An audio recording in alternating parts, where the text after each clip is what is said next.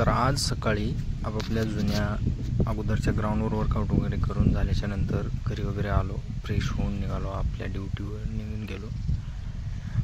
ड्युटीवर गेलो तर काय सकाळचं वातावरण थंडगार, एक नंबर. थंड वातावरणामध्ये निघून आलो हॉस्पिटलला. याच्या अगोदर एक गाडी बाहेर होती, एक गाडी गेटच्या जवळ होती आणि आपलं विमान त्याच्या ठिकाणी. गाडी वगैरे काढलो आणि निघालो आपापल्या ड्युटीवर, कारण आपली ड्युटी बाहेर असते ना. कोण म्हणते खेडेगावामध्ये ट्रॉफिक नसते, हे बघा.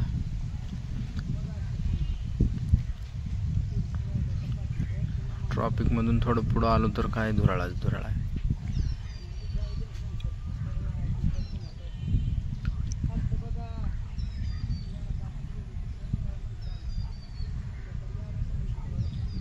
मोटरसायकलवाल्यांसाठी खूप अवघड आहे ना.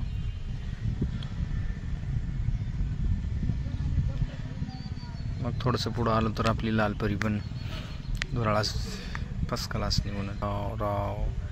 मारुती सुझुकीची आपली वॅगनर आलटी पलटी सुलटी ती जाऊ दे सोडा. पलटी होऊन त्याचा अवतार बघा कसलं झाले.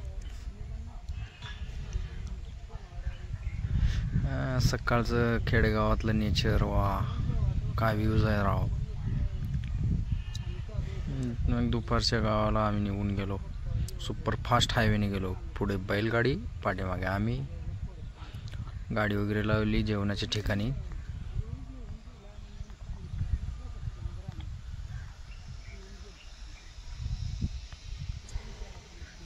जेवणाच्या ठिकाणी गाडी वगैरे लावून मी आलो थोडा आराम करण्यासाठी. येऊन बघतो तर काय थंडगार चिंचेच्या झाडाच्या खाली सावलीमध्ये बाज लावलेली होती. बाज वगैरे लावला आपापल्या ठिकाणी. शिक्षणाला वय नसतं, एकदा शिकलो तर आपण काही पण करू शकतो. त्याचं जिवंत उदाहरण बघा. हे आजोबा 70 वर्षाचे आहेत तरी त्यांना बघा कसलं भारी आहे, नाद आहे लिहिण्याचा, वाचण्याचा. या वयात पण अजून पोथी वाचतात म्हणे. त्यांचे हँडरायटिंग किती छान आहे बघा. थोड्या वेळानं निघालो आम्ही आपापल्या घरला. हॉस्पिटलला आलो.